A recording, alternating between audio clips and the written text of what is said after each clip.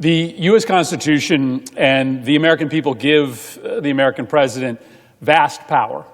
The power to decide how billions of dollars are spent, the power to oversee the entire federal criminal justice system, the power to sell arms around the world, to deploy millions of American soldiers, to negotiate peace treaties. We give him these powers, the Constitution gives the president these powers so that he uses them on our behalf to deploy that vast power of the American presidency to increase our quality of life, to protect the American people. We place immense trust in the president not to abuse these incredible authorities that are given to him. But Donald Trump is abusing that authority in ways that honestly shock the conscience. Donald Trump is using the power of his office not to help or protect us, but to enrich himself and his family. He is doing it publicly, brazenly, out in the open. He is, in effect, daring us, specifically daring the legislative branch, the co-equal branch, to stop him.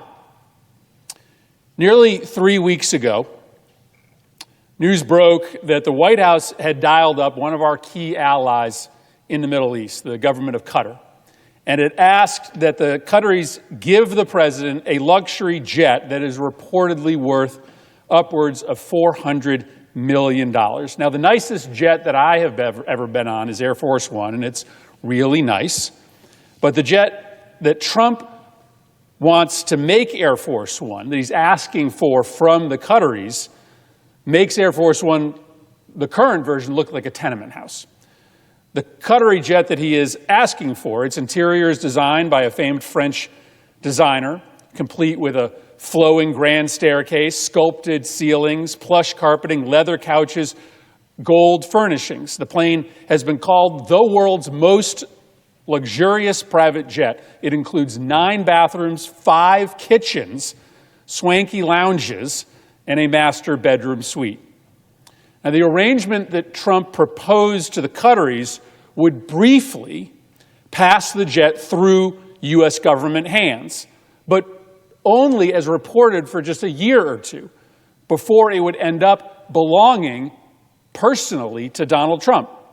The U.S. government would essentially be a straw purchaser. The real owner of the jet, for all practical purposes, would be Donald Trump. Now, this kind of gift, a $400 million luxury jet, it has no precedent in American history. No president has ever asked for, never mind been given, a $400 million gift from a foreign nation. Why? Well, because presidents know that that's crossing a line. That is a massive abuse of their power. The leverage that presidents have over other countries that they could use to ask for millions of dollars in gifts, it's supposed to be used to benefit the nation's security, not to enrich themselves. But also, it's just illegal. There is a very specific clause in the Constitution that forbids this kind of gift from a foreign government to a president. And this body is supposed to be in charge of helping to enforce the Constitution. Our founders wrote that clause into the Constitution because they worried about this exact situation, where a president is using his authority like a monarch or a king to make himself the richest person in the world. Now, the Qatar government feels like it had little choice but to say yes when asked for this $400 million gift. Again, briefly to the U.S. government, but really, for all practical purposes, to the president. They felt like they had no choice precisely because an American president has so much power. They have so much leverage, especially over a vulnerable country in the Middle East. In this case, Qatar really needs to keep the United States on its side. Middle East politics, they shift really quickly, and during Trump's first term, when the Qataris were not close to Trump, they paid a price. They found themselves badly and dangerously isolated in the region. Saudi Arabia and the UAE, if you remember, effectively ganged up to blockade Qatar, and Trump gave that move implicit consent. Qatar frankly, is willing to pay a very high price to avoid that fate again. But Qatar also has things that it wants from the United States. No Middle East country has ever been allowed to buy MQ-9 Reaper drones. These are the most lethal armed drone that America makes. We have previously judged that the region is just too volatile to allow any nation to possess the Reaper. And arguably, there's an arms control regime that doesn't allow us to transfer that technology. But Qatar wanted to break that precedent. And of course they did. They wanted to be the first nation to have the Reaper technology, and Trump seemed willing to go along. So a $400 million gift to the president, again, that the president was asking for, it's a relatively small price to pay for that kind of military edge over your rivals in the region. But there was one more reason that Qatar had no choice but to give Trump, or at least they felt they had no choice but to give Trump this wildly illegal gift. Because Trump had made it clear to the whole region, to the whole of the Gulf region in the Middle East, that he was for sale and that preferential American treatment was for sale. And if Qatar didn't pay, another country would.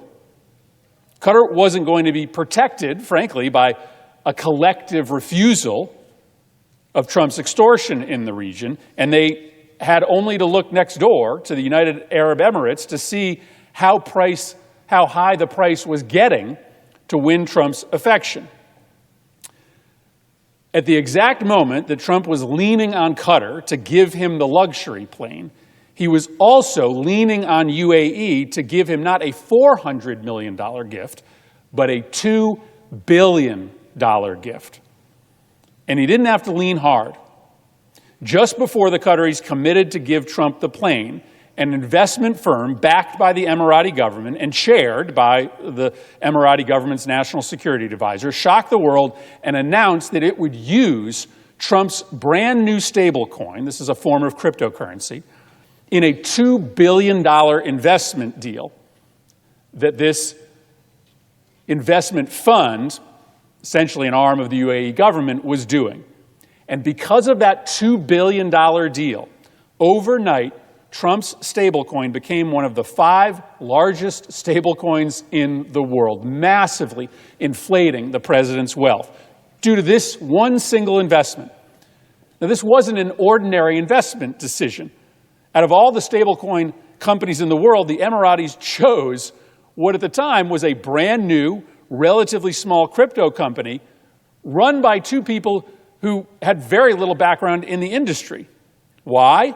To put money directly into the pocket of Donald Trump. On the website of World Liberty Financial, that's the company that is issuing the Trump coin, they don't hide the fact that this isn't the Trump kids that own the business. On the website, it states 60% of this company, World Liberty Financial, is owned by an entity affiliated with Donald J. Trump. But it gets even more corrupt, because World Liberty Financial's other co-founder is a guy named Zach Witkoff, who, not coincidentally, is the son of Steve Witkoff, Trump's top Middle East advisor. The Trumps could have picked anybody in the world to run this stablecoin business with, but they chose the son of the Middle East envoy, just so that when they were going around asking for money in the region, it was crystal clear that if you were doing business with World Liberty Financial, you were doing business with the people in the Trump administration who make all the decisions about the Middle East. So in one fell swoop, the Emiratis can put money into the family that controls the White House and the family that deploys and decides Middle East policy. Now, just like the Qataris, the Emiratis want something in return too. Their ask was for the U.S. to remove restrictions on selling the most advanced American-made computer chips to the UAE. The restrictions have been in place under Republican and Democratic administrations for really good reason.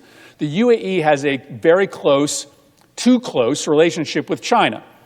And the U.S. is always rightly worried that if we gave advanced technology to UAE, it would pretty quickly potentially fall into the hands of the Chinese. Now, this would be really bad, especially regarding these microchips, these computer chips, because these chips power the most advanced and proprietary American AI systems. Losing these chips to China could cost us the lead to China on the global AI race. The UAE also wanted the United States to look the other way while they help fund a death spiral civil war in Sudan. The UAE is the main supplier of weapons to the worst of the two parties that are involved in the brutal, catastrophic, deadly civil war in Sudan. And they want the United States to keep giving them weapons, most recently asking for a resupply of Chinook helicopters, even as they use their military prowess to destroy Sudan. Now, the end of this chapter of the story will not shock you. In coordination with the $400 million luxury plane and the $2 billion investment in Trump crypto, Qatar got sign-off on buying the Reaper drones, and Steve Witkoff, father of the co-owner of World Liberty Financial, marched over to UAE right before the president was showing up himself and announced that the United States would, in fact, magically lift those restrictions on the microchips. And just as unsurprisingly, Trump announced that he'll sell the Chinooks to Abu Dhabi with no requirement that they stop fueling the war in Sudan. The blatant exchange of U.S. national security secrets, our most sensitive drone technology and our most sensitive chip technology, in exchange for cash into Donald Trump's pocket, is perhaps the most brazenly corrupt act in the history of the American presidency. And we cannot normalize it just because he is doing it out in the open in public. The Senate, which is given the responsibility by the Constitution to be a co-equal branch with the president, we have independent responsibility to uphold and protect the Constitution, to set American foreign policy. We cannot pretend this is not happening. We cannot look the other way while the entire moral foundation of our foreign policy is being shattered. Republicans can't ignore this just because the president is their party's leader. We have that independent obligation to protect the Constitution, which clearly says that these gifts are illegal, whether they're going to a Democratic president or a Republican president. We have a responsibility to our taxpayers to stop a president from immorally enriching himself, using the power we give him to help himself instead of helping us. What makes this moment so dangerous is that both UAE and Qatar, but especially Qatar, are key partners of the United States. They aren't our adversaries. They are our allies. They're imperfect allies, but they are our allies. In fact, I've been down on this floor in the past arguing on behalf of Qatar and the U.S.-Qatar relationship when other senators have tried to denigrate the Qataris' contributions to regional peace. The Qataris have been a critical partner of ours on so many important issues. It's worth saying that. There's no way that we would have been able to evacuate 124,000 people from Afghanistan on the eve of the Taliban takeover without Qatar's help. The Qataris today host thousands of U.S. troops at Al Udeid Air Force Base. It's the largest base in the region. The Qataris are critical mediators who have helped us send back-channel messages to secure the release of American hostages or negotiate peace deals. There's no question that Qatar is a country that helps stabilize the region and often is indispensable in protecting U.S. interests overseas. So I want to cultivate and strengthen that important relationship. I honor that the work that the United States and UAE does all around the region to try to track down and hold accountable terrorists. These are real partnerships. But our relationship with Qatar and the UAE, it can't be a corrupt relationship. We can't sell drones to Qatar, our friend, if our friend is willing to take part in Trump's corruption. We cannot sell weapons to the UAE, our ally, if our ally is willing to take part in Trump's corruption. We'll have a chance this week to make this clear, that the United States Senate will not facilitate, will not grease the wheels of Trump's corruption of our foreign policy. We can do that by voting to block these two arms sales, to Qatar and to the UAE. Not permanently, but until both countries commit to deny Trump's requests for personal enrichment as part of the bilateral relationship. That's why Senators Van Hollen, Kaine, Schatz, and Sanders have joined me in two resolutions to disapproval for those Reaper drone sales and the Chinook sale, and we'll have a vote on these two resolutions as early as this week. President Trump has declared that U.S. foreign policy is for sale. And the opening bids from two of the richest nations in the world is a $2 billion investment in Trump's crypto company from the UAE and a $400 million luxury plane, essentially for the president's permanent personal use. At the exact same moment that Trump is trying to push a bill through this Congress that is going to ruin a lot of people's lives, cutting off their health care or leaving kids without food at night, he's making himself even richer by trading American national security policy for gifts. And to make it worse, trading away U.S. national security secrets in exchange. The net result is an American public that is poorer and weaker and less secure, and a president who is richer. It's corrupt. It's corrupt. We've never, ever in the history of this country allowed for a president to do this. Never in the 250 years that our republic has been on the earth has a president ever asked another nation to enrich himself in this way in exchange for preferential treatment from the U.S. taxpayers. If you're a Republican or Democratic senator, you have to see this as unprecedented, as terrible for our nation, as corruption. American foreign policy should not be for sale. If we let these arms sales go through, we are greasing the wheels of that corruption.